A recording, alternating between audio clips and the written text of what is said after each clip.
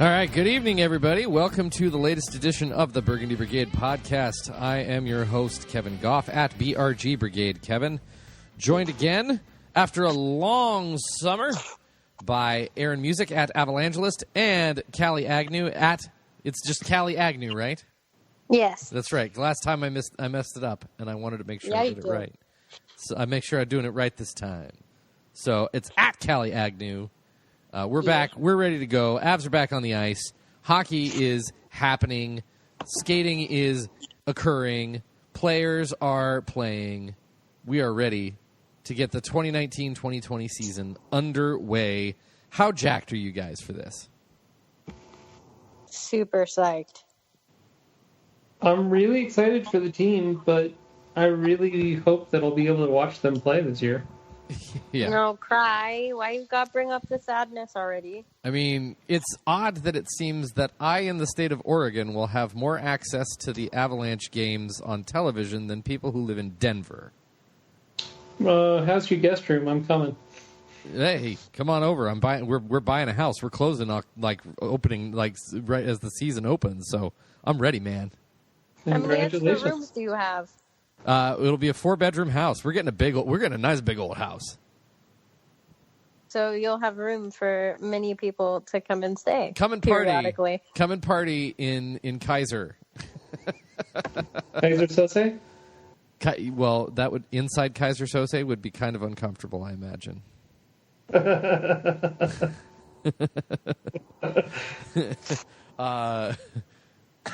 But yeah, no, I mean, it certainly is a weird thing, all that's been going on with the whole Comcast and DirecTV. Were there any other networks involved with this, or is it just those two mostly? Is Dish Network involved? Yeah. It's all the big three. All the big three.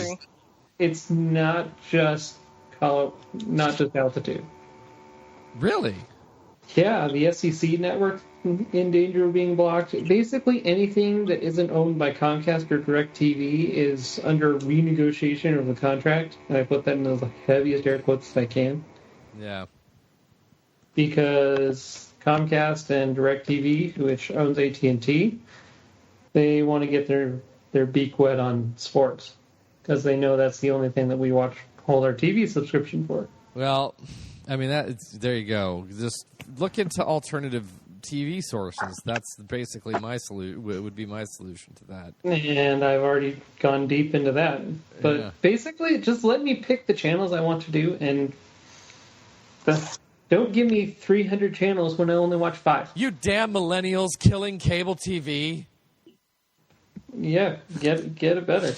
Clearly, because it's not that cable TV has become an antiquated bullshit system. It's the millennials. I think you can do CenturyLink. I think they have altitude still. Well, CenturyLink was all part of was linked in with DirecTV. I'm not going to say how I'm going to do this because I probably don't want to put it on record. Probably not. That's fair. But yeah, I'm just going to subscribe to NHL TV, but that's because I live out of state. So I know that doesn't work for folks who live in Colorado. Unless surrounding areas, unless of course you have one of those slightly questionable things that you might be able to do with your browser that I won't go too in depth into, but I'm sure that people might be understanding the wink wink nudge nudge that's happening there. Yeah, it's not you're just creeping them out. Exactly. Well, I do that too, so it's all good. But anyway, it's a ridiculous thing. Rich companies just wanting to get richer at the expense of people. What else is new, right? And the Cronkies aren't blameless here. They're the ones who moved a football team from St. Louis to Los Angeles because money. Indeed. So we just hope that somehow everybody's able to get their Avalanche fix. If not, we'll try to do our part in helping people stick around and follow what's going on with the team. If nothing else, Connor McGahey calls a great game, and their Twitter will have all the highlights. This is true. Their Twitter is fantastic. Yes, it is. I think about the only Twitter in town that's better is the Rockies, and that's just because they have to put up with so much shit on the way to doing it. Yeah. Like, you have the worst team in town which is saying something considering the Broncos are also in town, and you're still the best? I mean, they have to make up for it somehow. Well, just give them a total thumbs up on it. Well, yeah. Yeah. It takes a lot of fucking work. Absolutely, it does. Absolutely. So let's see. The Avs have had a busy offseason. Lots happened. We talked about. Did they do something? They did a few things. We talked about a few of those things the last time we podcast back in July. It's been a minute. Remember July? It has been a minute. Absolutely. Obviously, the Avalanche had an interesting draft. Everybody was crazy about round one. The rest of the draft was decent, but not as good as some of their other ones. A few reaches, and I know there was a lot of talk from Ellen Heppel after the fact saying that a lot of guys that they were really into got taken just before they were interested, but right just before the Avs were coming on the board. So, that happens sometimes. But the big stuff with that, of course, was that they managed to draft Bowen Byram with the pick that they got from the Ottawa Senators in the Matt Duchene deal. And then with their own pick, they selected Alex Newhook for what is a very speedy, very skilled, super high potential first round for the future. Big positives there. We were pretty happy about that. Free agency came around, and the Avs made lots of moves. They, free agent-wise, if you just look at their free agent signings, as many people did on the first day, and we kind of recapped this again in the last pod, it seemed like it was going to be a bit of a letdown on that free agent day as they signed Jonas Donskoy, traded for Andre Burakovsky, and signed Pierre-Edouard Bellemare to deals. And, I mean, we all thought that this was going to be a huge offseason for the Avs. They were going to be super aggressive. Joe Sakic had talked about that, and it seemed like things were calming down. They had their little end-of-the-day press conference, and then the big thing dropped, and Tyson Barrie was traded with Alex Kerfoot for Nazem Kadri and Callie Rosen. Huge ripples still kind of being felt from that. They re-signed most of their... Toronto's actually discovering that Tyson Barrie is, in fact, good. What's that? Tyson Barrie is, in fact, good. He is? Like according to the Toronto media, they got a silky contender for a center, and they're going to win the Norris Trophy for the defenseman. Well, I mean, to be honest, if Tyson Barrie was going to be considered for a Norris Trophy anywhere, it sure as hell wasn't going to be in Colorado. Correct. Yeah. And let's get this out of the way. The first time that Tyson Barrie turns over the puck and the opposing team scores and they shows that he's not perfect, Toronto's going to run him out of town. They're going to say he's terrible. Do you think they'll do the same thing with Kerf? Yeah, but Jake Gardner can tell you exactly how that's going to go. Because he knows. He does. Has he signed anywhere yet? Who signed what? Jake Gardner. Has he signed anywhere yet? Yeah, he's in Carolina. Oh man, I missed that. Yeah, Carolina got him for a steal. Man, it just was going for such a long time through the summer, and he was just not going anywhere. So all right, he's put together a really good roster. Actually, Carolina is good. Oh man, that team is going to be good, very very good this year. Yeah, no, I mean Tyson Barrie I think is going to be a big benefit in Toronto. He's going to do a lot of good things. He's going to be Tyson Barrie, which means there's some bad that comes with the good, of course. Mm-hmm. But you're not ready for it, and you're already kind of tend to flip to the maximum on the littlest things. I worry. What do you mean? They don't overreact ever. Are you saying Maple Leaf fans are not realistic? I'm saying Canada is batshit crazy when it comes to hockey. Touche. Yeah, that's fair. I think most Canadians would probably agree with you on that. Yeah. And I love them for it, but I mean, I've read things from Toronto fans saying Nazem Kadri was the reason they got bounced in the playoffs. Yeah, that's silly. Sorry, you lost 3 more games. Yeah, no, that's obviously silly. I mean, Well, and then they're making fun of Avs fans for saying that he solved our 2C problem, and it's like, I haven't seen very much of that. Honestly, I've seen most of the Toronto fans that I have seen have been saying that the Avs are getting a great player in Kadri, that the community's going to miss him, all that. I've seen that. I have no doubts that there are absolutely a few saying that. I have seen quite a few. I have no doubts. There's no gradient. It's either he's awesome and we miss him and it looks weird to see him in an Avs uniform and they're now Avs fans because of him, or he's awful. He's going to get suspended. Why did you acquire him? And the former opinions outweigh the latter by a clear margin. Yeah. But of course, Facebook and Twitter, I'm sure. Like we always talk about. We think Canada's batshit crazy. Twitter, anything is just insanity, of course. So there's no doubt that there is some just ridiculous nonsense going on out there. By the way, Jake Gardiner, 4 years, he's making $4 million per year. Are you kidding me? That is wow. Mm-hmm. Wow. I mean, if you're ranking best off seasons, Carolina's probably right up there. They got Sebastian Aho done early. Thank you, Montreal. Well done, Montreal. Yeah. And they got Jake Gardiner as well. The only question they should have is goaltender. Yeah, Mrazek played well for them last year. I don't know if he's going to be able to repeat what he did, but that's the $1 million question. But even if he comes in at league average, that's still a really good team.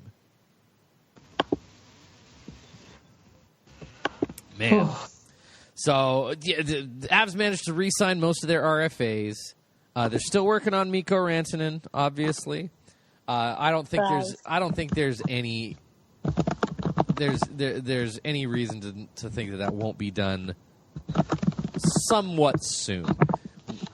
We all talked about this at the beginning of the offseason. We expected it to come into September without him having a deal.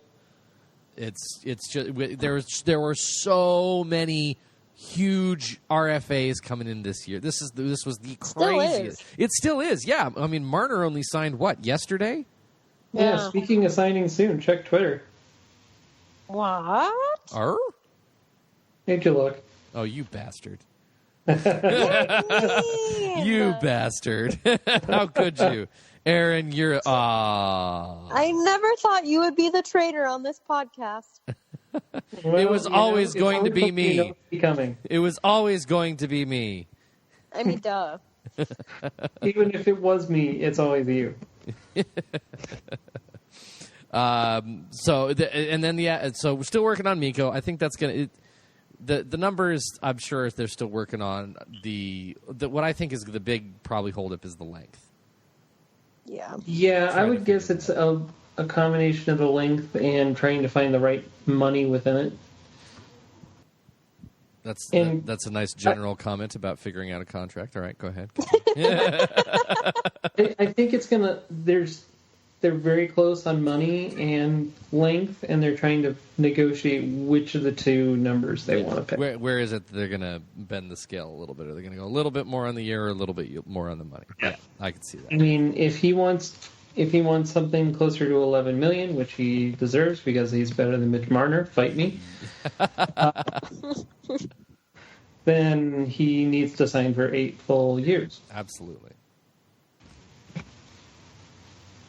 So Avs made a few other smaller trades, AHL deals mostly, and then the big head scratcher of the offseason was the signing of Val Nichushkin, which still makes no sense to me whatsoever. Okay, I'm going to say this. Do you know what the real head scratcher this offseason is? They have 3 goaltenders and not a whole lot of experience start as an NHL starter. Yep. You have Grubauer, who's been a starter for, call it a year on aggregate. If you take the half year, he was a starter with Washington, and the half year he was a full-fledged starter with Colorado. Yep. So, and then you've got Pavel Francouz, who has, 2 games? And he didn't start any of those. Played well in both, but yes. You've got Werner, right? Yep, Werner. Yep. So that's the question that I have. I know we're going to talk about Nichushkin, and yes, that's weird, and yes, I don't get it. But the goaltender position is going to play a far more than a 14th forward. I agree. I hope to God Nichushkin is the 14th forward. Honestly, I hope Val Nichushkin doesn't make the team, takes that as a massive insult, decides to go back to the KHL, and we don't have to worry about him at all. That's what I want to have happen. Honestly, that's kind of realistic. I think the signing to me never made any sense at all. It's a clear case of it feels like a PTO. Yeah, like a player that you would do a PTO. Yeah, they him to, albeit it's a cheap contract, but it is still a contract. Is it like the Avs have to have one guy that's similar to like a Gabe Bork all the time?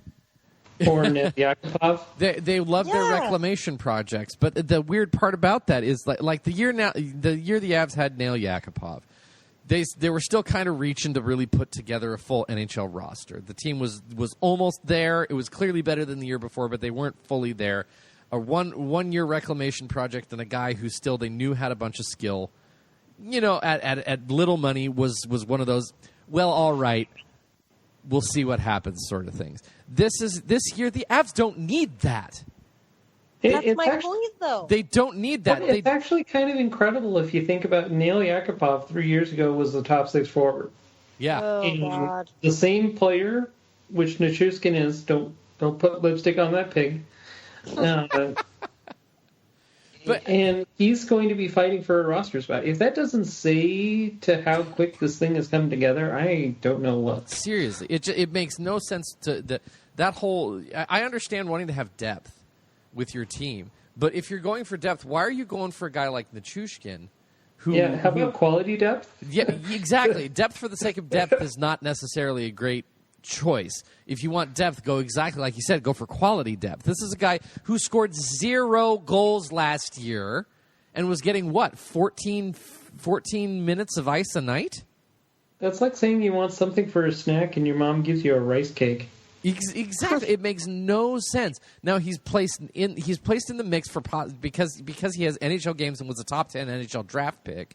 He's in the way of guys that could be coming up that could be coming up and getting space for him. And I'm glad you brought up the goalies in this spot because this is like the most massive disconnect I have ever seen. As soon as I had this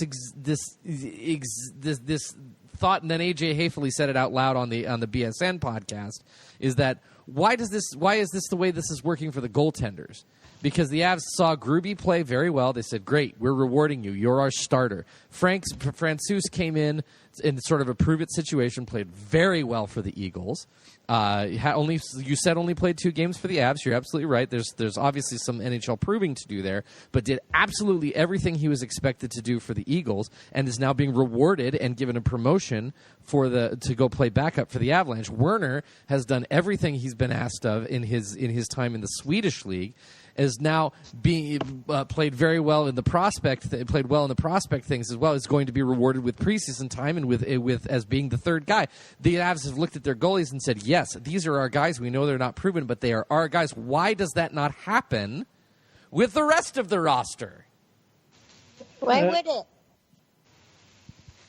It only I mean, I don't have a problem. I understand it's a risk, but I also can at least respect the idea of saying these are our guys. We've asked them to do everything this way. They've done it, so we're going to give them the chance. Yeah, I can respect that. It is a risk, but you as an organization, organizationally speaking, I can respect that. Give your prospects the chance.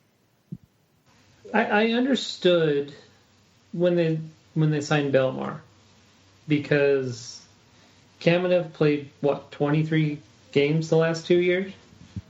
That's he is injury the obvious heir apparent to the fourth line. Yes, so I understood that. Yeah, and I thought, hey, this might make it so that if he's playing on the third line. I wasn't crazy about the idea of overpaying in free agency for a fourth liner to win faceoffs.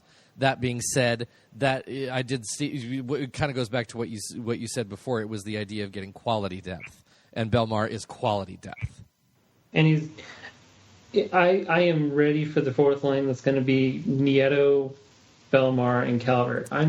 Hell yes. You've got Kadri, Landeskog that are going to be agitators. Comfort's pretty well underneath the opponent's skin. And then that entire he's a ginger. line, it's just... It's because he's a ginger and doesn't have a soul print. They are that irritating. Callie, what did you make of the Nichushkin stuff? I think it's dumb. Is that a good way of answering your question? That's a great way. It's just stupid. Yeah, it never made sense to me. Really didn't make sense to me. Just why? Like I said, it's like we have to have that guy on our team or something. Which just doesn't make sense. Yeah. We are the beautiful girl with a big heart who just takes on the bad boy saying, "Oh, I'll fix him. I can change him." Right? Yeah, that whole thing. All the analysis on this is just off the charts great. Yeah, it's I remember the conversation a lot that happened as soon as Nichushkin was signed was the whole. I mean, a lot of people like to say, well, maybe he just needs a change of scenery.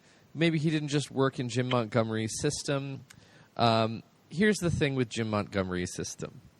It's Jared Bednar's system? Basically, yeah. Jim Montgomery's system is not... It's not like he's Jacques Lemaire. Well, and say what you want about Gabriel Bork. He scored goals in Jared Bednar's system. Yeah. With, like, getting 6 minutes a night.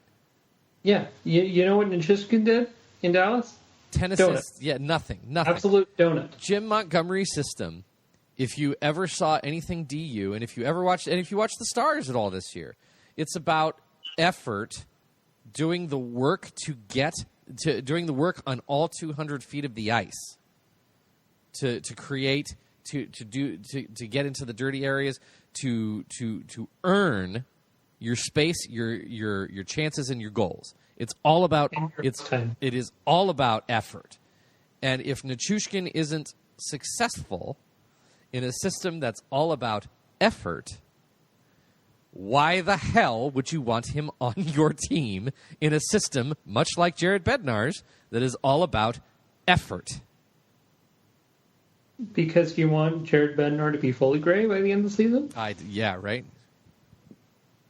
Apparently.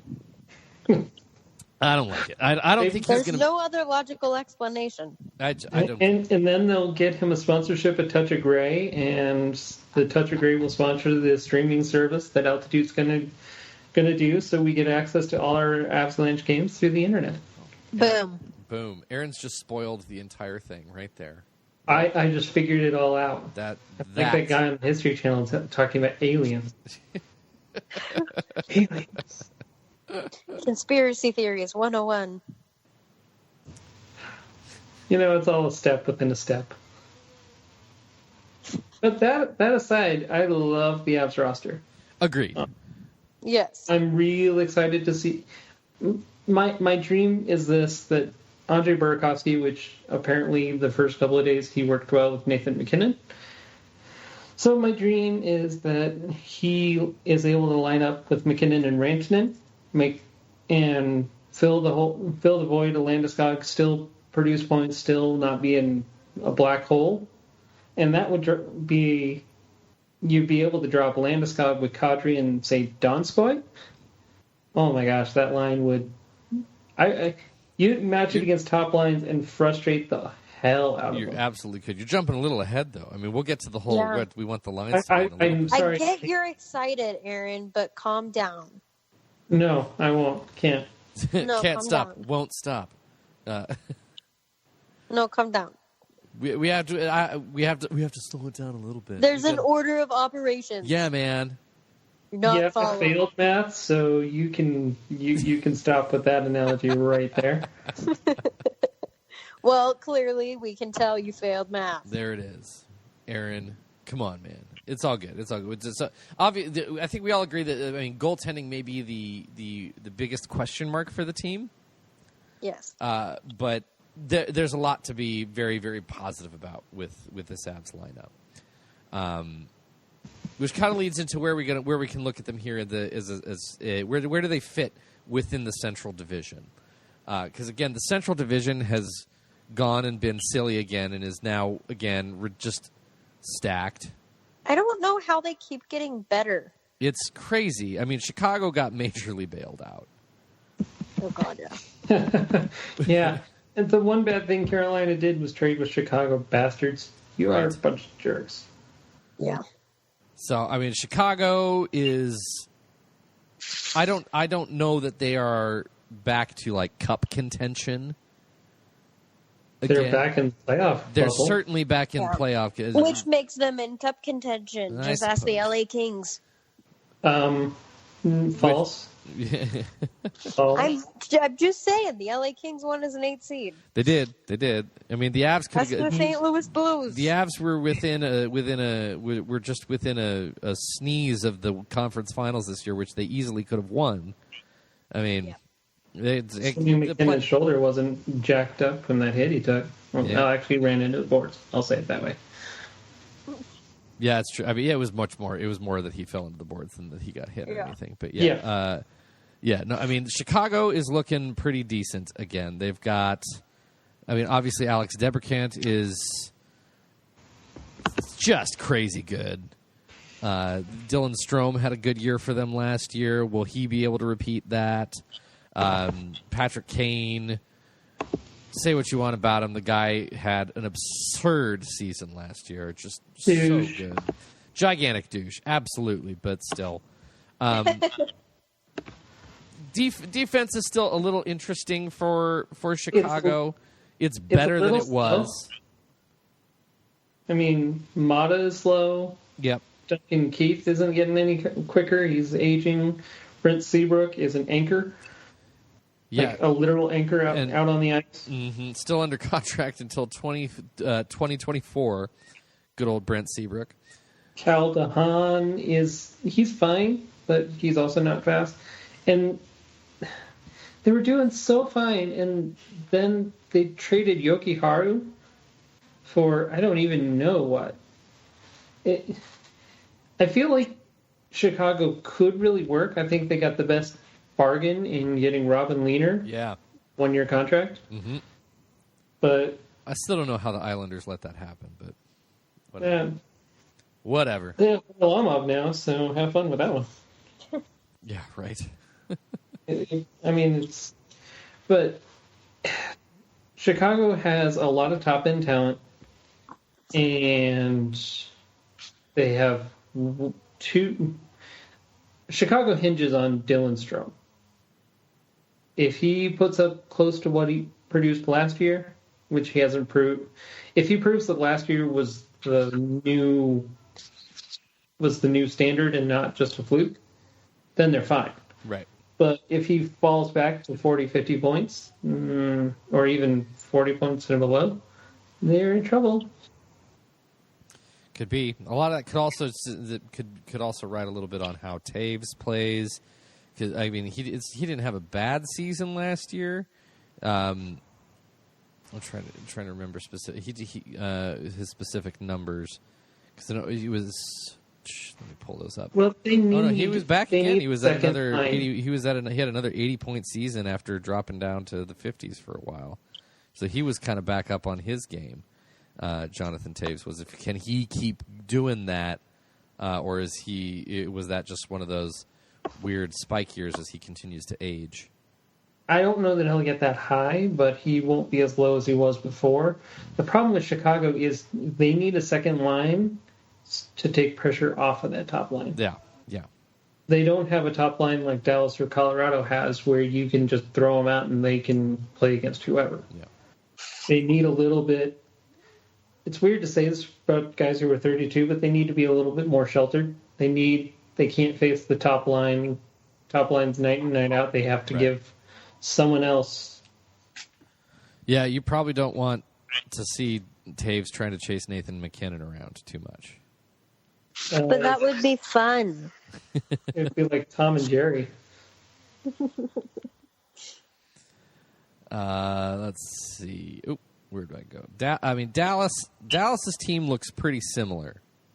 Yep. The thing that I hate, though, is Joe Pavelski went to Dallas. Yes, I agree with that. So Joe Pavelski's going to come in and score. Dream killer. He's going to come in and score 10 goals against the Avs in the games that they play against them. Because that's what he does. I hate him, but I also love him. Yeah, he's a hell of a player. It's going to be interesting. The guy is 35 this year, nearly had 40 goals last year. Yeah, only. Is he going to be able to continue that? If he plays the Avs more, he'll probably get more. He certainly has that possibility for sure. But again, he's another one that you never really you don't have to worry about going. We talked about Jim Montgomery being an effort guy. Pavelski's going to do great with that. Yeah, assuming he's healthy. Yeah. I mean, they need Corey Perry to be healthy, and they need Joe Pavelski to be healthy. Martin Hansel's got injury problems. Corey Perry's going to be very interesting out there. If any one of their forwards breaks, they're in trouble. And especially in the top line, because their top line, they're almost exactly like the Avs, except they have a legitimate Vezina candidate for a goaltender. Yeah. Plus, I mean, the playoffs saw Rupe Hintz kind of show up out of nowhere, making a big name for himself in the playoffs. Can he continue that into the regular season? Dallas is an intriguing team. Will be a very intriguing team to watch. They're a really good team. I don't know if I think they're kind of. I don't know if they're a team that's going to be any better than they were last year. I feel even with the additions that they made, even with Joe Pavelski, I still feel like they're very much who they were in that is one of the wild card spots. They are who we thought they were. That's right. I just hate Joe Pavelski. Whenever he plays against us, he always kills us. I would have loved Joe Pavelski on the Avs, but yes. Oh well. That doesn't fit Joe's MO. I see a wide variance of things that could happen for Dallas this season. Yeah. I mean, Ben Bishop is a great goaltender, but he also breaks often. Yes, he does. They're relying on. I mean, I love Miro Heiskanen. John Klingberg is a little overrated, to be perfectly honest. He's like their Tyson Barrie, which I get is we understand the roller coaster that comes with that, but as a defenseman, people throw him in the Norris conversation. I'm like, don't you have to play some defense there? No, not anymore. You honestly don't have to play defense anymore to win a Norris Trophy. I feel like we have this conversation a lot. Yeah, I know. It's a sore point with me. It didn't tell ever. Can we go on to the next team? Because it is by far the worst team, by far the worst team in the division, but also one of 2, 3 that are going to guarantee to be awful. Yeah. Minnesota. The Minnesota Wild. Yep. Yeah, their big addition in the offseason was Matt Zuccarello and his lizard-like tongue thing, I guess.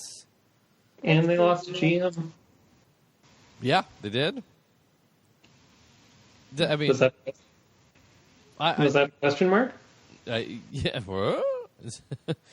No, Minnesota is really one of the only teams in the division that you can look at and go, yeah, that's not going to be a very good team. No. Yeah, they're not going anywhere. Yeah. 3 points. They are a team that will have the ability to play spoiler, but really, honestly, I think that's about what their season is going to amount to.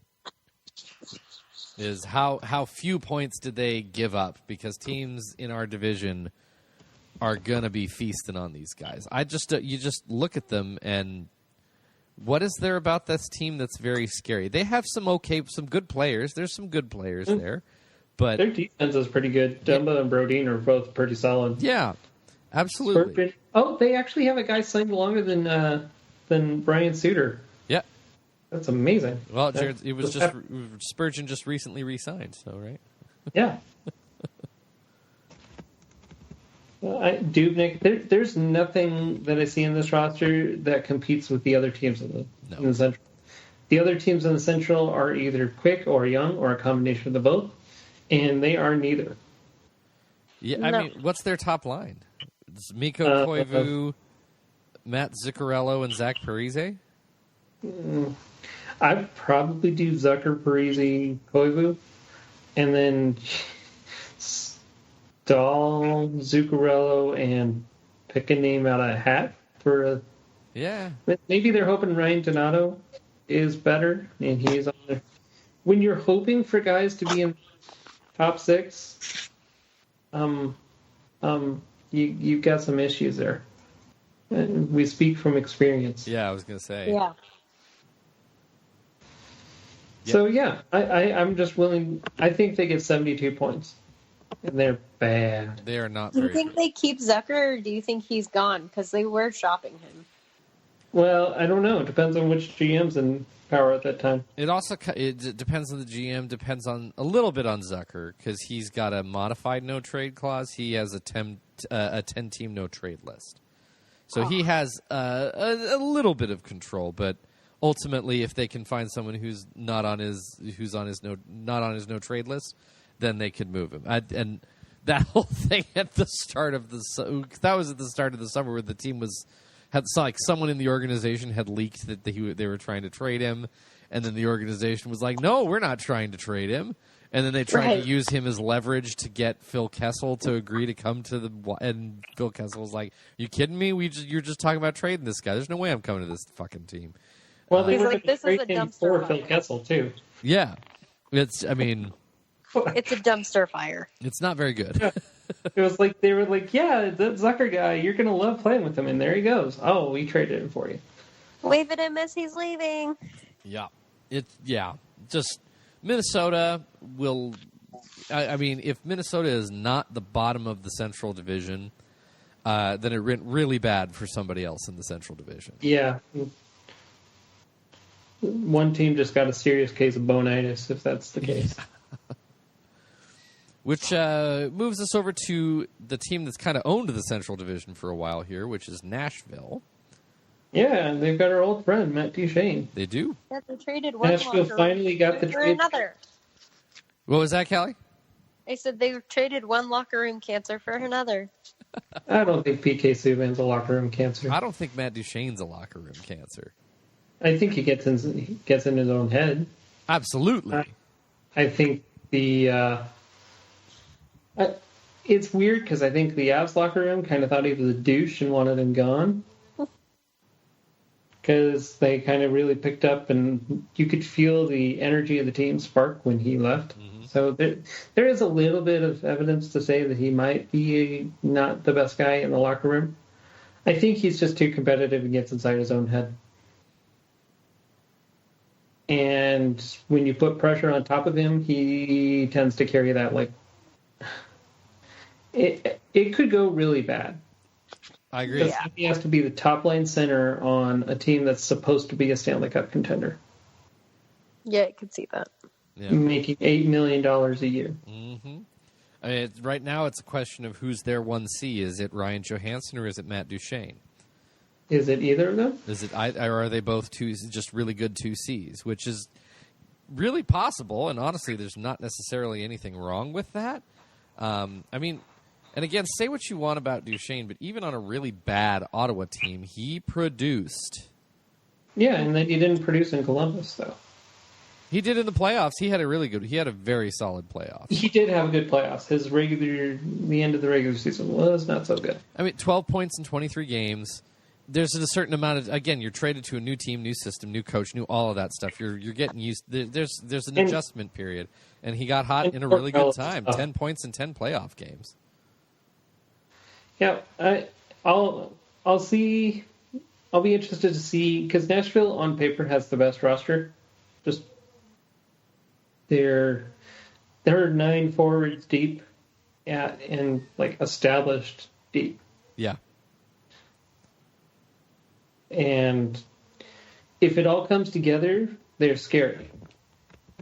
However, they're betting a little bit on defense. Mm-hmm. They're betting that Dante Fabro, that he's going to elevate into a top 4 defenseman. And if he doesn't, they have 3 top 4 defensemen and a whole mess of bottom pairing defensemen. Yeah. I mean, when you still got Roman Josi, Ryan Ellis, and Matthias Ekholm as 3 of your top 4 defensemen, you're feeling pretty good. Yeah, but there's the other question here. Josi's at the end of his contract. This feels like a now or never year for them. Yeah, I am 100% with you on that. This really feels like a team that has had that feeling of we really need to be winning soon for about 3 years. And this is kind of the end of that period where they're like, well, we should legitimately be in contention for a Stanley Cup. They're at the end of that. They're still very much. They're not to say that they can't win that they couldn't win a Stanley Cup this year, but it's like you said, this might be the last real year to do. I mean, if you don't do it this year, you're going to have to cut some pieces off, retool, and come back in 2 or 3 years to be a legitimate contender. I mean, how much longer is Pekka Rinne going to hold out? Well, I don't think he's the goaltender of the future there anyway. Well, he isn't, obviously. He's 36, and then UC Saros is... There's a lot of hype behind him. He's definitely... I should have phrased it. I think UC Saros is actually... Not right now, but he will be the better goaltender before too terribly long. Yeah. I mean, Johansson hasn't really come out to be that big number 1 guy that they wanted. Will Duchesne be able to? I mean, Philip Forsberg is Philip Forsberg. That guy's amazing. He's fantastic. Especially against the Avs. Yeah, it's ridiculous. Yeah. Kyle Turris has been kind of a meh there, and he's still under contract for 5 more seasons. Oh, my gosh. Did Nashville actually end up almost getting the worst end of that trade? Yes, until they signed Sam Girard for Kyle Turris. Yeah. Yes, until they signed Matt Duchene, because then they got the other piece of that trade. I mean, that's not part of the trade. No, it's not. You're absolutely... It's like it's a circle, though. It's a circle. The circle of life. But that's my... Do you think that Nashville thought, oh, yeah, this is great. We're getting Duchene. Oh, wait, what? Kyle Turris? We're getting Kyle Turris? This is not what we signed up for. Yeah. Yeah. No, I mean, that's kind of Ottawa now, though, where they're like, oh, yeah, we got Matt Duchene. Yeah, you can have a draft pick. Oh, that's the draft pick? Yeah. Everybody thought that was going to be 28 or higher. Yeah. Yeah. Mid-20s. And then things happened. Happened. I mean, wow. The stuff that has happened in Ottawa, you just could never have predicted. I don't know. Their owner is dismantling the team because it's cheap. Their owner is ridiculous, but they were in Game 7 of the Eastern Conference Finals the year before they traded for Matt Duchene. Mm-hmm. Yeah. There was no reason they should have absolutely self-combusted, self-destructed the way that they did. It's unbelievable. Yeah. But coming back to Nashville, defense, I agree, Aaron. If Dante Fabro is kind of one of those big, you gotta hope he steps in and does what you really want him to be able to, because otherwise you got 3 really great guys, and then yeah. Granted, Chicago managed to win a Stanley Cup kind of like that. Yeah. I mean, you can just play your top 3 guys 30 minutes a game. That's normal, right? That's isn't that basically what St. Louis did this past year? Pretty much. I mean, Pietrangelo, Parayko, and Bouwmeester, and Edmondson, they kind of played those 4 and said, well, screw off to the other 2. Yeah, let's go ahead and go talk about St. Louis, the Stanley Cup champions. That's weird to say. I threw up in my mouth a little bit. I just don't like it. I don't know what to expect from St. Louis this year, because there was nothing consistent about them last year. They were either absolute shit, and they were absolute shit until mid-January, Not even mid-January, early January. And then it was completely different. Then they were fantastic. Jordan Binnington. I'm going to still die on this hill. He should have been Conn Smythe. Yeah. Why Ryan O'Reilly won that award when Binnington... Because he was a young kid. They just, when's the last... honestly, when it comes to those close ones, they always go towards one of those vets who's had an interesting journey. Whose journey is more interesting than Binnington, who was playing for the Bruins minor league affiliate to actually play in the Cup Finals against the Boston Bruins, taking a team from last all the way to first. How is that not the most interesting? But he's not Ryan O'Reilly. I don't care. I agree. I don't disagree with you at all. Believe me, I don't disagree with you at all. I don't care. They like to find the well-known NHL guy who has a storyline. That's what they like to do. If it's not like the obvious superstar, the Ovechkin or the Crosby instead of Gensel and all of that stuff. Ovechkin deserved his consequence. Ovechkin earned it. I personally thought Kuznetsov had just as much of a thing, but I understand Ovechkin. I don't have a beef with Ovechkin getting it, but I mean, Kuznetsov had just as much of an amazing one as well. But yeah, I feel you. I'm with you. I just don't know what to expect from St. Louis this year. I genuinely do not know what to expect. Can Binnington do what he did last year and just continue to catch fire? I don't know that he can. I think that there are some coaches that, and you saw it a little bit in the Cup final, teams will get a book on him and figure it out. And I think, honestly, the book on him is to shoot low. His pad level is not super quick, and he gives up some rebounds. That's how you do it. Honestly, I kind of feel like that's really a lot of the things that's a really good formula to beat a lot of goalies. Yeah, I just say specifically with him because his glove hand is outstanding, and he does really well with the blocker. So going high on him is actually hard. He's exceptionally well at stepping out and covering all the holes, and so that he uses his glove, he uses his blocker, and as such, his foot speed is not as quick, so you want him moving side to side, and you want to shoot low. Yeah. Sounds good. Sounds good to me. St. Louis, I just see really good top six, and then they put a whole bunch of magic together on that bottom six to piss you off and just interfere with you and obstruct you and make life a living hell. I mean, you're obviously going to get a lot from you're going to get, what you're going to get from O'Reilly, what you're going to get from Tarasenko, what you're going to get from a lot of those guys, from Pietrangelo, Shen, Schwartz. Yeah, there's a lot of real solid. I feel like they're definitely a playoff team. I mean, again, the Central is so stacked. 6 of the 7 teams are legit playoff teams, and one of them is not going to make it because of the way the playoffs are set up. Mm-hmm. And 2 of them are going to knock each other out because of the way the playoff bracket is set up. Yeah, they got to get the top 8 back. It's just stupid the way. Just fix what wasn't broken, NHL, and start fixing the things that actually are broken, Seriously. like your website. Or, offsides replays and. I just want them to get a website first. Let's cover that hurdle. Baby steps. Sports franchise. This is like the babiest of baby steps. Just get your website right, and then we can talk about the game-changing offsides calls. Yeah, just get a website, get better refs, and take about a third out of that rule book. Then we can talk about these replays that you always manage to fuck up.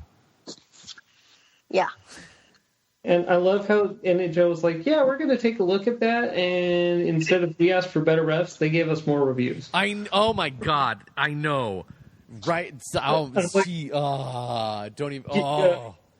You heard the message, you synthesized it, and came up with the wrong conclusion. So what you're saying is we need to give our referees more subjective replay power. And we're going to make it vague as shit, so they don't even know what they're reviewing. Oh my God! It's going to be up to Toronto to actually decide these things. I am. Oh.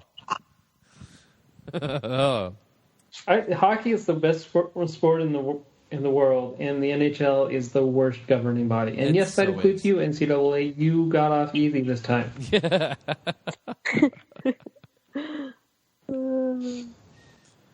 Let's talk about Winnipeg. Which Winnipeg are we doing? Are we doing the one that has Laine and Connor, or are we doing the one that has absolutely no depth because they don't have Laine and Connor? Well, that is to be determined, I suppose. Fabulous question, Aaron. Yes. It depends. Are we talking Avs with Mikko or Avs without Mikko? I'll take Avs without Mikko over the Jets without Laine and Connor. I mean, yeah, but same. Yes, absolutely. I mean, the Jets still have $15 million and change to work with to get Laine and Connor under contract. It may take more than that. It may take more than that. And who's their second line center? Brian Little? Yeah, and who's their second line center? I'm still waiting for her name. Brian Little is not a second line center. He's 31. He's making $5.2 million. You need to put him with the lead scorers to make him usable. If you're putting him next to Matthew Perreault and, I don't know, Jack Roslovic, he's going to put up less 40 points. And you're going to be upset. Yep. I mean, yeah. Winnipeg is entirely... They need to sign their two guys, and I don't know that they realize that their team is as flawed as it is. Dustin Byfuglien is 34. He's already taken a leave for some sort of reason. I don't know why. Oh, did he? I didn't hear that. He's taking in doesn't have an ending date yet. Oh wow. Leave. Yeah. They traded Jacob True. They traded Trouba for Neil Piontek. God, that was a horrible trade. Why didn't we get in on some of these bad Winnipeg trades? Because we're in their division. Yep. Yeah, okay. It could be. But it could have been like Joe Sakic just needs to disguise his voice a little bit. It could have been like another fun Matt Duchene type trade. It could have been. The problem was Trouba wanted to go to New York, and only New York can... Yeah. Yeah, well, we could have swindled him into it as well, I'm sure. This isn't Joe Sakic. I'm definitely in New York City. No, Doge is another three-way trade, so he's like, yeah, I want to be in New York. And then New York's like, you're going to go to Colorado. I thought you were just quoting Frank Sinatra. But... Josh Morrissey, he's fine. And he's actually a good middle pairing defenseman. Yeah. Dmitry Kulikov is still a thing. Yeah, God, he is. Wow. I like Sami Niku, but Byfuglien is aging. He's getting slower. And he's still like a dad, though, and just pulls everybody apart without even trying. Yeah, but they lost Tyler Myers. They lost Trouba. There's some holes here in Winnipeg. There's some, what we talked about with Nashville about how they had 1 year to go for it and then they have to retool and come back about 2 years later. This is Winnipeg right now. Last year was their year, and they crapped out in the first round. Paul Stastny was their year. Yeah, I mean 2 years ago. Yeah, that was the closest they got, right? Yeah. They have money, I guess. They don't have a whole lot of prospects. Kristen Vesalainen is fine. Billy Hanola is fine. Logan Stanley is not fine. I don't care what you say. That was an awful pick. If Hellebuck continues to be the way that he was this year, which was league average, they're in trouble. Because he's a team that, Winnipeg is a team, they need their goaltender to be right in there for the Vezina. Well, hold on. Do you think we see Laurent Bressot?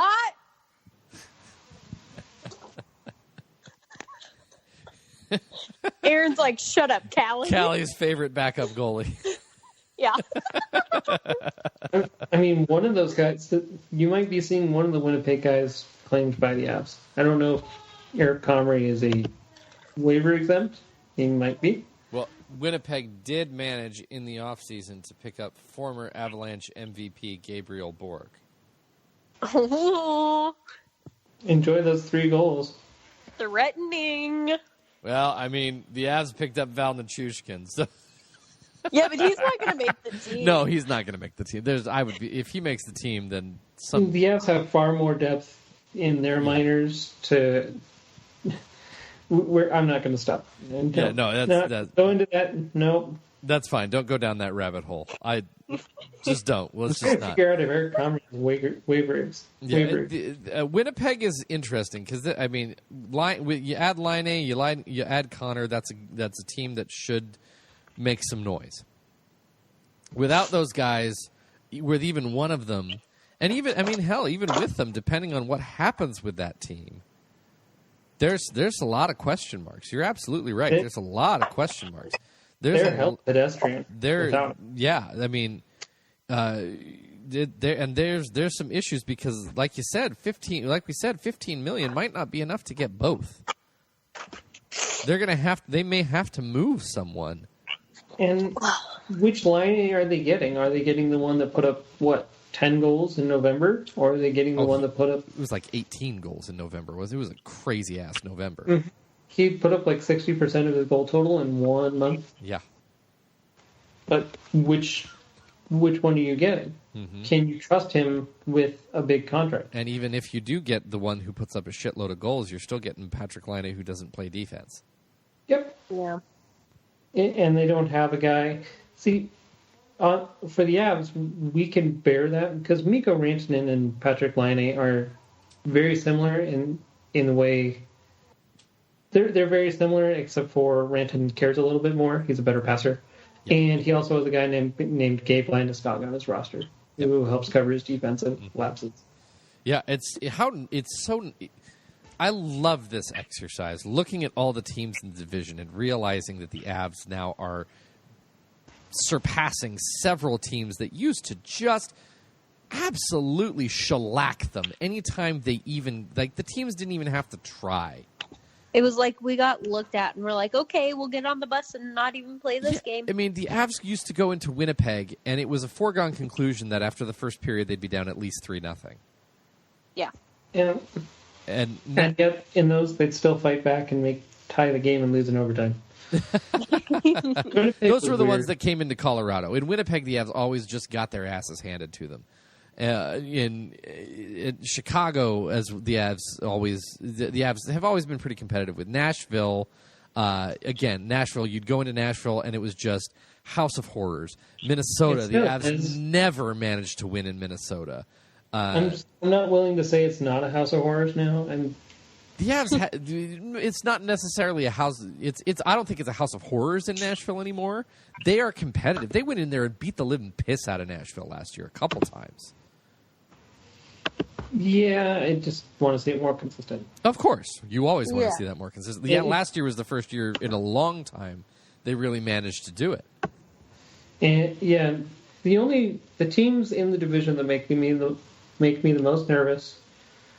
Dallas, because they have Corey Perry and Joe Pavelski, who just killed the Avs. Yep. That's the only reason I'm really worried about Dallas. It was like their off-season goal was to figure out how to beat the Avs. Mm-hmm. Who are the Avalanche killers that we can find in free agency? Okay, we'll get both of them. Yeah, exactly. Except for I don't think Corey Perry is nearly as good as he used to be. I don't think so either. But hell, Colton Sisson scores 8,000 goals against the Avalanche all the time too. Mm. And so Dallas, Nashville for obvious reasons, and St. Louis. Mm-hmm.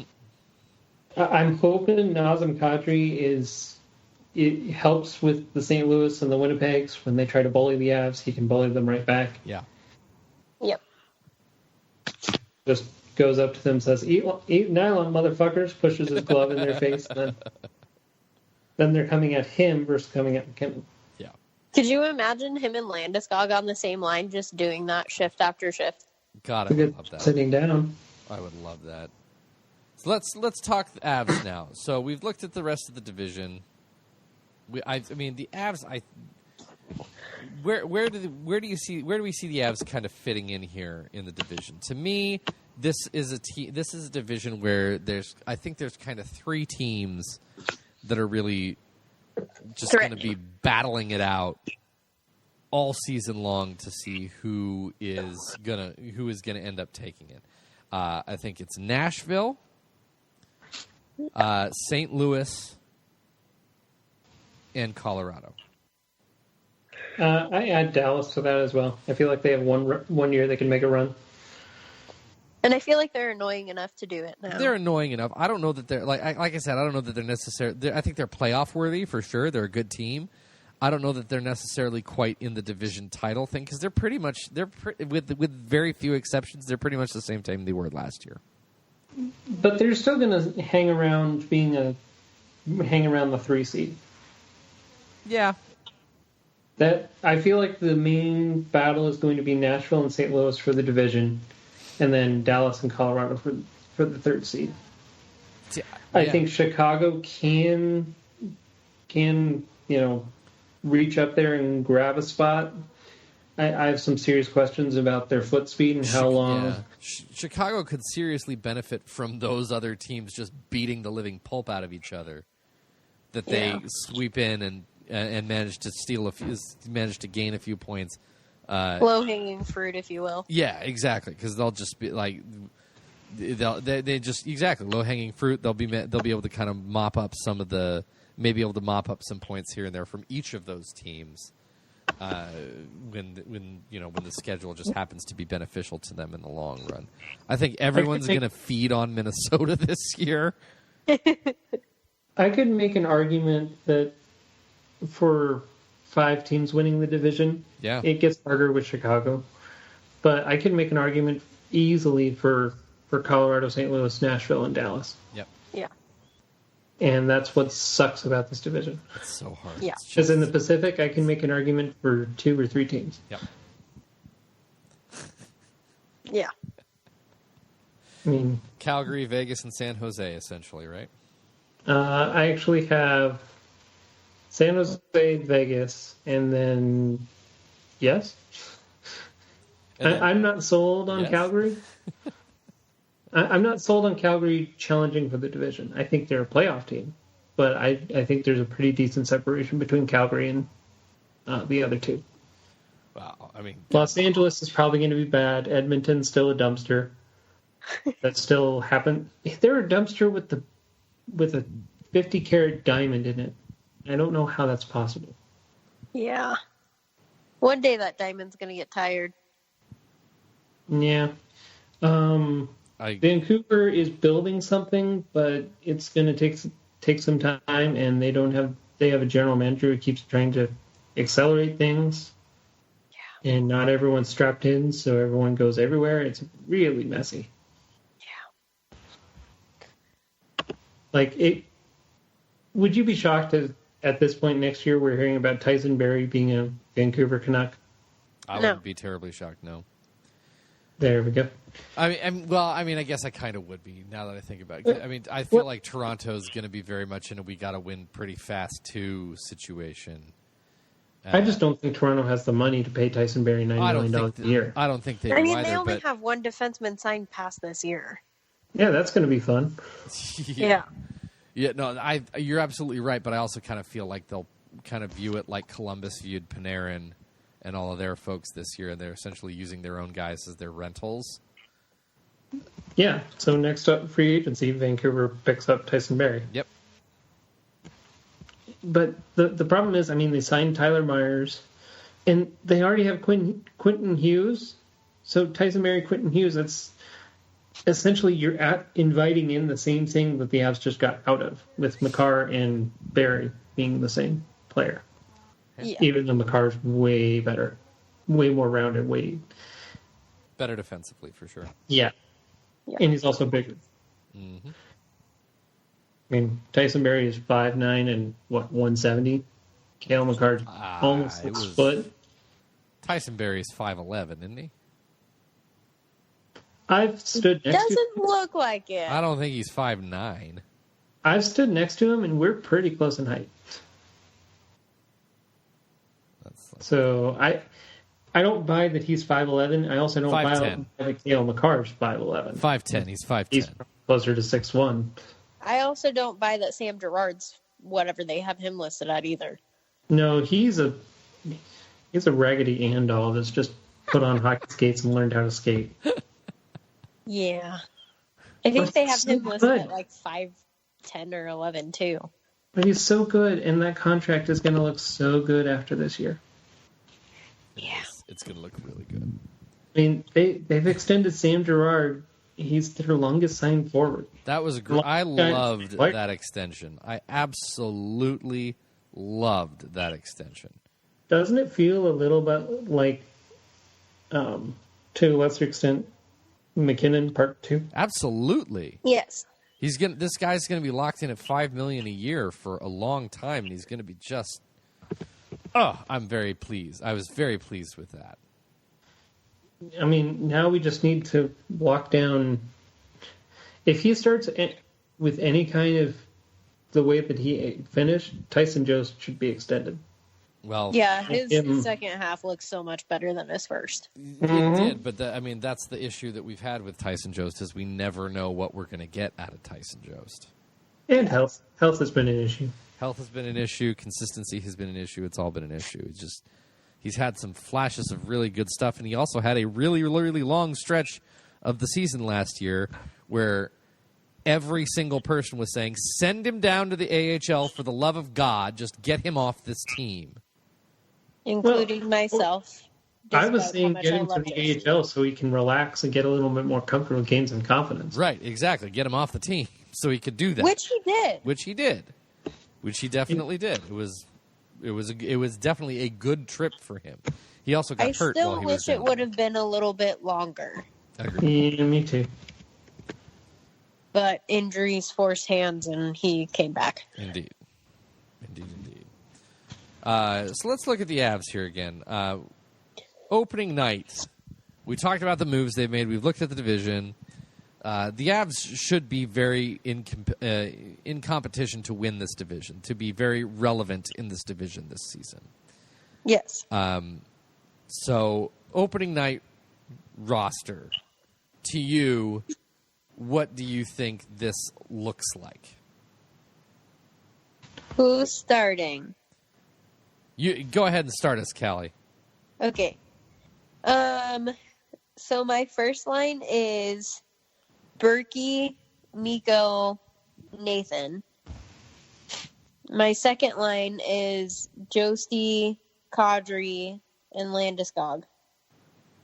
My third line is probably Donskoy, Nieto, and JT. And then my fourth line is Calvert, Bellemare, and whoever makes the team. Wilson? Is he still hurt, though? I haven't seen him at camp. I read a thing that said he should be good to go. Okay. They may be so taking it easy with him. So if he is good to go, then him. But if he's still injured, then whoever else makes the team. Because he hasn't been at camp, to my knowledge. Well, that's interesting. Someone said he was at the captain's skate. He was wearing no contact, and I read a thing that said he should have been good to go for camp. So maybe they're just waiting on him to activate him for the preseason games. Yeah. One thing that surprised me was Ian Cole skating and making cuts and stuff. Right. That was good to see. That's very good to see. Yeah. So, pleasant surprise from camp. All right. Do you have a 13th forward?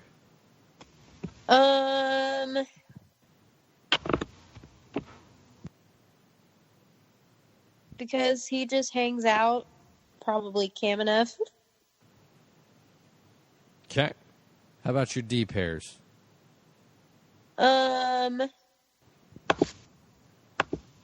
I think I would like to see Gerard and EJ together because I think Erik Johnson plays better with Sammy. I wouldn't mind seeing Makar with Zadorov. Eventually that might change depending on Ian Cole and his status and whatnot. Right. I think with Cole out, it'll probably be, if Barberio shows up, him. Who am I forgetting? There's a lot of defensemen. That third pair one could be any number of people. It's Kevin Connaughton, Bowen Byram, Ryan Graves, Callie Rosen, Connor Timmins, maybe Graves, just because I see Connor Timmins playing in the AHL a little bit, and I wouldn't mind Bowen Byram playing in the AHL and or juniors. Yeah, he's not not AHL eligible this year. Then I wouldn't mind him playing in juniors one more year. Yeah, it's ridiculous. Just don't rush him.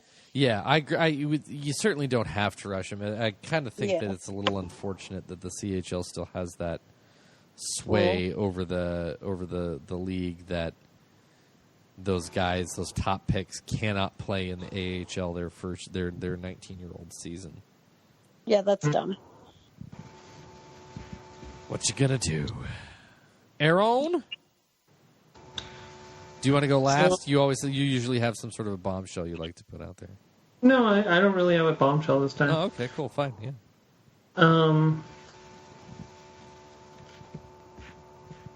So I'm in agreement. I think to start, I think Burakovsky starts with McKinnon and Rantanen, but I could also see Tyson Jost there.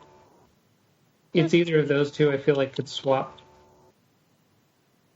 Second line, I kind of get this gut feeling it'll be Kadri Donskoy as a pair that they just find and love. And Landeskog joins up with them. Then you have, this is what I think will happen, not what I want.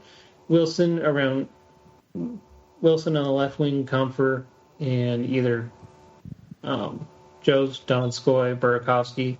That's kind of one of the spots I think is very up in the air at the moment. And then the fourth line, I figure the fourth line isn't going to change much this year, short of injury, with Nieto, Calvert, and Belmar. Because that's going to be three forwards that are going to be penalty killing for you. They're going to be out there. They're going to take a lot of D-zone starts. They're going to play against scoring lines. They're going to be in charge of shutting down lines. I feel like that's going to be a go-to of Bednar. Yeah, I agree with that. Who's your 13th forward?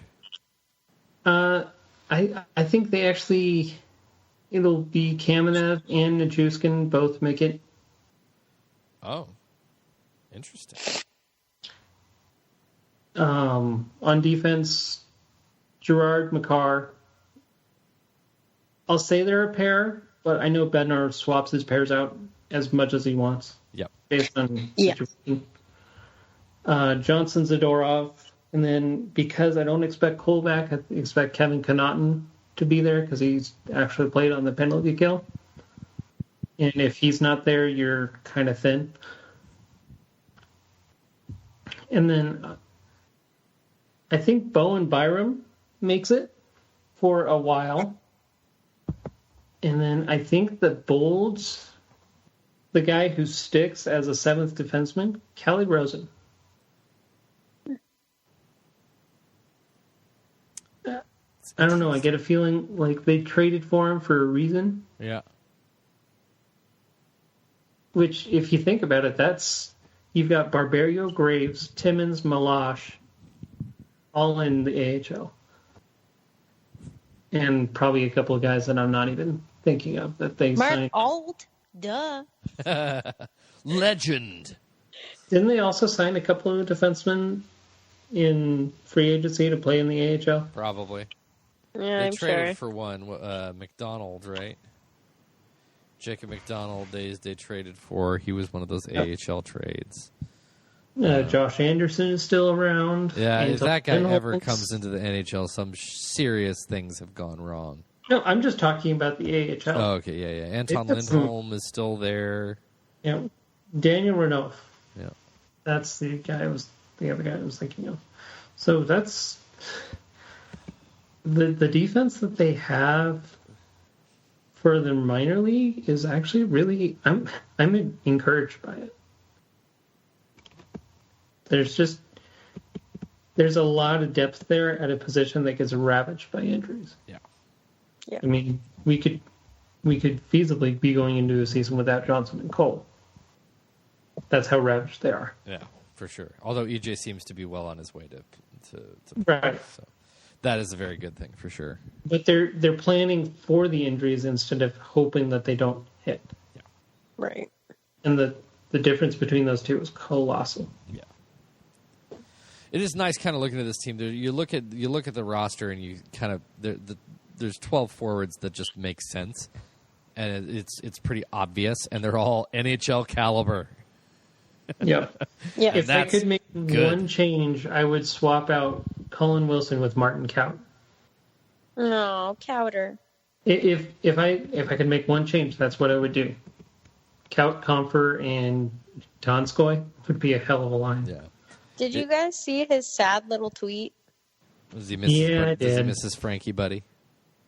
No, about Chambers took a video of Martin Kaut. They just did all their suicides or whatever skate test. And he was tired, so he was laying on the ice. And Frankie went over and was like, "Hey man, get up." And so Mike Chambers tweeted about it. And Kaut responded, and he was like, "I'm sorry, that was so unprofessional." Oh. I was like, buddy, that makes me sad. You can't even be an innocent little 20-year-old now. Yeah, oh man. Yeah, I'm perfectly okay with. I'm perfecally okay with the roster that they have. Yeah. Yeah.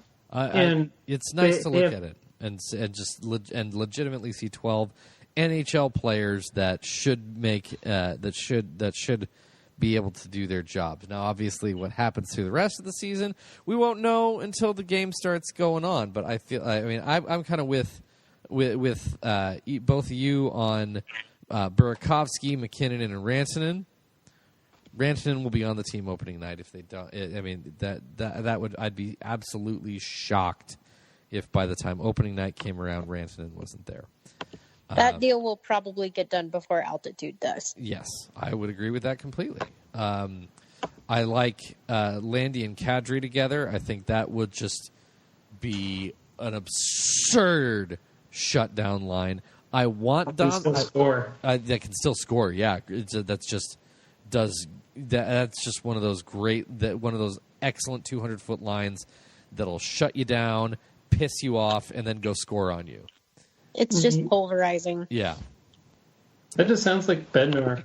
Bednar got happy talking about that. Seriously. I like the idea of Donskoy better with them, but I think Jost will start the year there with Landeskog and Kadri. And it will likely be Comfer, Wilson, and Donskoy on line 3, which is still a nice third line. And then I think we're all on the same page there with Calvert, Belmar, and Nieto as line 4. Very, very tenacious, fast skating, hard forechecking, really annoying fourth line that can play in defensive situations that you don't really have to worry about doing their job. How many times did we put out our fourth line last year and we're like, well, this is going to be fun? Yeah, this isn't the fourth line that you have to shelter with 6 minutes a game. Yeah. Which will keep McKinnon more fresh. Yeah. He's going to be like, wait, I'm not playing 20 whatever minutes a game? Yeah. 22 minutes a game? him having a little extra energy at the end. Mm-hmm. And I think I think about the only line that's not going to change based on the situation and play will be the fourth line. Yeah. You're going to see at certain points the top line is going to be split apart. You're going to see it be reunited. You're going to see Jost and Comfort play together. The mixing and matching that's going to happen, especially early in the season, is going to be unprecedented. Yeah. I mean, we all know how much Bednar does that, so... Yeah, absolutely. Especially on his D pairs. I thought that was one of those things that people really started to realize last year and really started to notice because it was so effective. Because with his D pairs... And no one else does it. Yeah, you're exactly right. No one else really does that. But Bednar was able to really play and just sort of throw different D pairs out there, and teams didn't know how to deal with it. Talk about trusting your defenseman, too. Yeah. To be able to do something like that. Like, that's awesome. Yeah, absolutely. So, my 13th forward is Kamenev as well. I agree there. And then I'm almost lockstep. At the top four is, again, pretty set. E.J. Girard, Zad Makar, and some combination because we know Bednar likes to play. My opening night third pair is going to be Byram and Timmins. Whoa. Whoa. Who would have thought you two were completely changing roles today? Okay, so Timmins hasn't played an NHL game. He hasn't played an actual game in 18 months, and he's making the roster? That's bold. That's bold, baby. Yes. Oh, my. I don't know if it'll actually happen. That's one of those. I mean, for one, the organization loves him. Yeah. Loves him. Oh, I agree. In a couple of years, you're going to have a top four that's Makar, Girard, Byram, and Timmins, I believe. Yep. I agree completely. That's going to be super scary. The possibilities of that are sick. Yep. I don't know that particular pairing stays for super long. I would not be stunned at all if Byram gets 9 games and then gets sent back to the dub. I wouldn't be surprised if Timmins gets a little bit just to see how he reacts. Then they send him back down to the AHL for a little while. Then maybe they bring him back up and let him, to kind of give him a taste. Then put him back just to make sure they don't overdo it early. But I would, especially based off of a lot of the reports from the rookie tournament, those two worked really well together. It's bold, I know, because Bednar also loves to force in a veteran for the sake of having a veteran with a young guy. So it probably won't happen, but I would love to see, again, the Avs organization looking and saying, these are our guys that we like. We're running with them. I like that as well, but I think I'm excited by the possibility of a Milosh-Timmins pairing. Yeah. Yep. In the AHL, that would be an insanely good pairing to have. Because that's two players that Timmins definitely projects as a top four defenseman. And absolutely. Milosh, if he puts everything together, he could be a bottom pair defenseman. Really effective, like Patrick Nemeth. Well, come on down to Loveland and see if it happens. And so the only reason I picked Kevin Connauton is with Cole out, your penalty-killing defensemen are Johnson and Zadorov. Yeah. Touche. And I think Girard probably gets some penalty-killing time. And then if you don't do that with the roster we've kind of set up, your other options are Byram and Makar. Then it's Byram in that situation. And I just don't want to... I want to manage their minutes a little bit on a first year. Mm-hmm. Yeah. I mean, save Makar for obvious offensive situations. Don't play him 22, 23 minutes a night right off the bat. Yeah. So you're going to need, and Bednar is going to need that big, steady guy that's just going to kill penalties. It's either going to be Barberio or Connauton, and I think it's Connauton. I mean, and again, Timmins has the capability to be that guy. I know, I completely understand wanting the wanting to make sure that he, having not played an actual game, in a very long time, still having not even played a professional game yet. There's a lot that, but I mean, let's not forget, Connor Timmins nearly made the team his first year. That's true. He was the last one cut. Here's the other thing that's really illogical, and I'm sticking with it because their opening night opponent is Calgary. And who's on Calgary? That's Sam Bennett. I don't know. Fucking douchebag headhunter. I don't know what subject Connor Timmins, fresh off a concussion, to Sam Bennett right off the bat. It's illogical. It doesn't make sense, but that's how I feel. Yeah. Don't worry, he would go after the ginger. It's fine. I don't think Sam Bennett discriminates. He just tries to hurt whoever he's on the ice with because he's a terrible player. Timmins is going to be here eventually. I just don't think he starts here. I would like it. It would be cool because that means he beat out 4 or 5 people for it. I just don't think it happens. We'll see. I'm going with it. I'm sticking with it. Going bold. I have no problem with bold. I love bold. Sticking with it. But people who don't like bold get mild salsa. Gross. I don't eat salsa, so there's At that point, why are you having a taco? What? I don't like salsa. Okay, that might be your boldest take of the evening. Thank you. I'm not much of a tomato person. I'm not either, but salsa Has massive chunks of tomato. It's chilies. You just need to learn how to make chilies, salsa better if you put massive tomato in it. Maybe it's just what I don't know. It's gross. You need to just finely chop up the tomatoes in it and put more peppers in it so it's nice and spicy. I don't like spicy. I'm not a spicy guy. Oh my god. Next time you're out here, You are a mild salsa. I am. As I like to say, I am neon white. Ugh. You make me sad. Give me some good queso, though. I love some good queso. Queso's just salsa with cheese. Yeah, but there's like enough a good cheese. queso is spicy. There's enough cheese that the salsa gets kind of, meh. And it's more about the cheese. That's why you got cheese too. You're we're into food takes right now. This is going really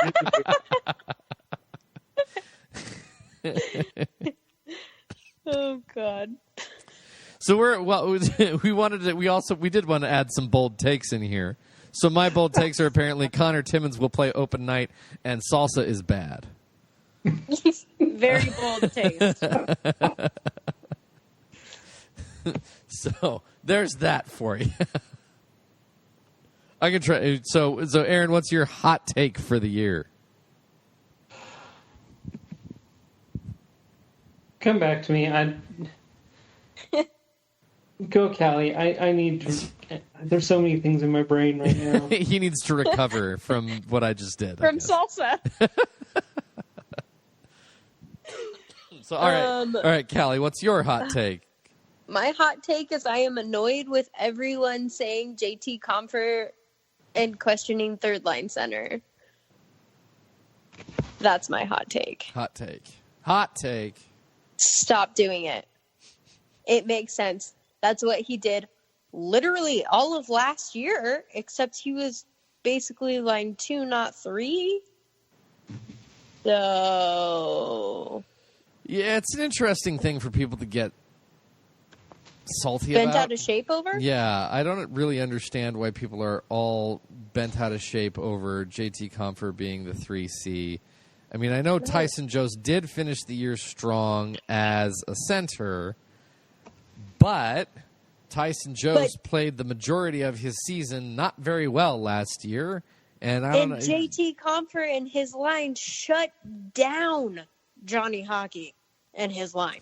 They had one goal. Who's Johnny Hockey? One Jonathan? goal. Do you mean Jonathan Can we Goudreau? Start calling him by his actual name and stop calling him Johnny Hockey? It was a stupid nickname to begin with, but yes, I will simply only refer to him as Jonathan Goudreau. I'm just saying, shut down. And pissed off about it. Yeah. My favorite stat of the playoffs was that Philip Grubauer has the same amount of points as Johnny Gaudreau. That's fantastic. That was pretty good. Yep. But yeah, that's my hot take. Knock it off with the ginger. Come and fight me. So we've already had a couple of fight me. Well, that's great. We're a salty podcast tonight. All right. If I'm going to do... I would say spicy, but Kevin's not. I'm not spicy. I cannot deal with spicy. You can be spicy. I'll just leave the room. So that's what it takes, huh? If only you had known, Aaron. If only you had known. What, did Colorado just get too spicy for you then? No, it just got way too expensive. I'm a teacher, dude. My wife and I are both teachers. We can't afford to live in Denver. Yeah, that's fair. I'm an EMT. I can't afford to live in Denver. I'm still here. Well, I guess I just made a better decision then. I don't know. Did you, though? Exactly. No. Yeah, Okay. I did. But, I mean, like I said, we're finally able to buy a house. We would never have been able to do that in Denver. Going back to bold takes. Bold takes. By the end of the year, Vladislav Kamenev will be on the main roster, like a regular, and Tyson Jost will not. Tyson Jost will start hot and be traded at the deadline for a major piece for a playoff run. Tyson Tuesday will be officially dead. My God. You're getting rid of my spirit animal. I know. You hurt my heart. Well, the things I predict don't often come true, so you should feel better. If this one comes true, then I'm going to be as mad at you as I was at Kevin in the offseason. Yeah, she was mad at me. I was She real was mad. really mad. Like I had to change my Twitter name multiple times because she was that mad at me. But be honest, that was like the best thing you did for a while. It was pretty good. I'm not gonna lie. It was pretty good. Yeah. It was pretty funny. But we're past that now. Are we, though? I mean, Aaron, you might be next. Well, I mean, at least he didn't say that it was going to be JT Compher, right? No, then I would have stabbed you now. She would have jumped through Skype. Yeah. And, like, the hands would have just come straight out and strangled him a little bit. It would have been like a Stephen King type movie. Yeah. So. Oh, this is fun.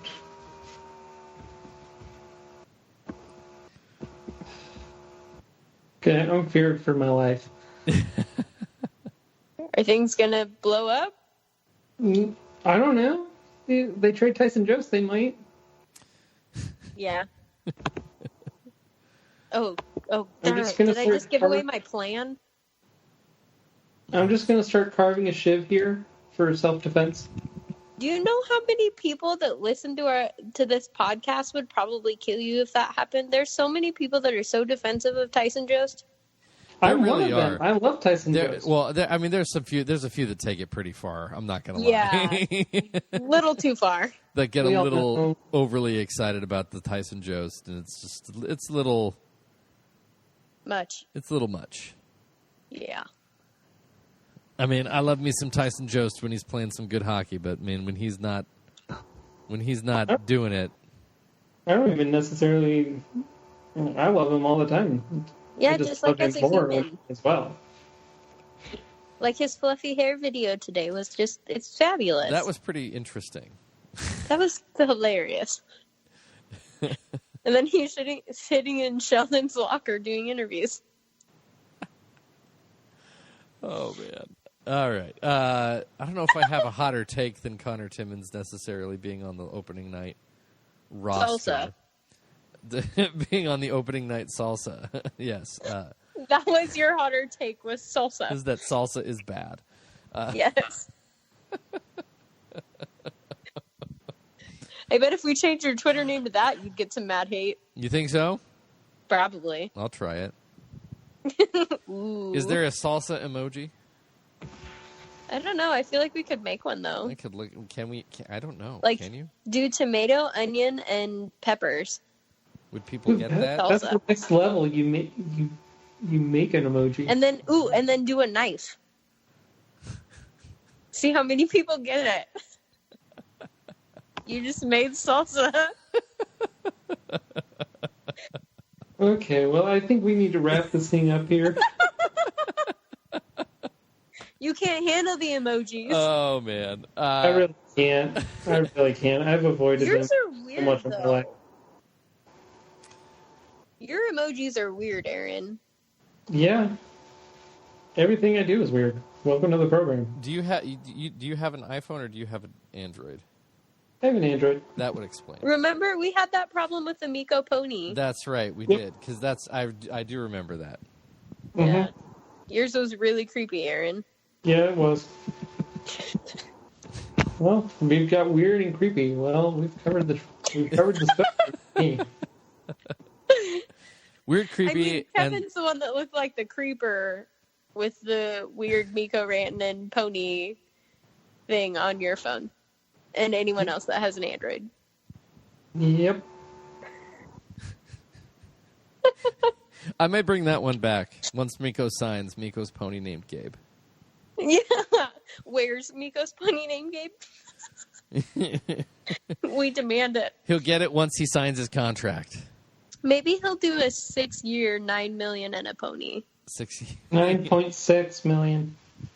That's right. We established 9 million, that it has to be 6 years, 9.6. and a pony. There it is. 9 million, 6 years, and a pony named Gabe. 8 years, 9.6 sounds a whole lot better. I'm just saying. I'm just saying here that 9.6 has to be in there somewhere. I'm just saying. If they don't want to do the money, then you could still go 946. 9 by 6? Yeah, I can see that. Yeah. And that would be saucy. I'm just saying. But not salsa-y. I mean, maybe Miko likes salsa. It's possible. He is Finnish. Maybe he would feed the pony salsa. I kind of feel like the Finnish guy would be on my side for this, but I could be wrong. I don't know. You could be very wrong. It's possible. If he signs, we'll ask. All right, I'm with you, Aaron. I think we may need to call this pretty quick here. It's getting out of hand. All right. I'm really tired, okay? The last quick thing, season preview. Where do you see the Avs finishing at the end of this season? Second in our division. Ooh, good one. Good one. Fourth. Fourth. Oof. Fourth in the West or fourth in the division? I mean... Or in the NHL? Fourth, yeah. I have them fourth in the division, but not far out of third. Yeah, I'm going to go with second as well. With a possibility of them losing a tiebreaker, some stupid ass tiebreaker that's like, oh, they played a third game, so we'll not count that third game. Yeah. And that I really will make want them to say that they're going to win the division with 112 points, but I don't know. Things just backfire on me. I'm just playing it safe here. Fair enough. Okay. Fair enough. So yeah, I don't think there's any question this team is a playoff team. This team should make a decent run into the playoffs. There's a good. I mean, once you get into the playoffs, anything could happen. But I could absolutely see them going. Depending on how things fall, they could. There's no reason that this team couldn't go all the way. I would not be surprised if this team stumbles a little bit out of the gate because the roster is so new. But I think once they all get it together and all realize and come together as a team, as this team, and realize how to play with one another, they're gonna piss a lot of people off and they're gonna score a lot of goals. Yes.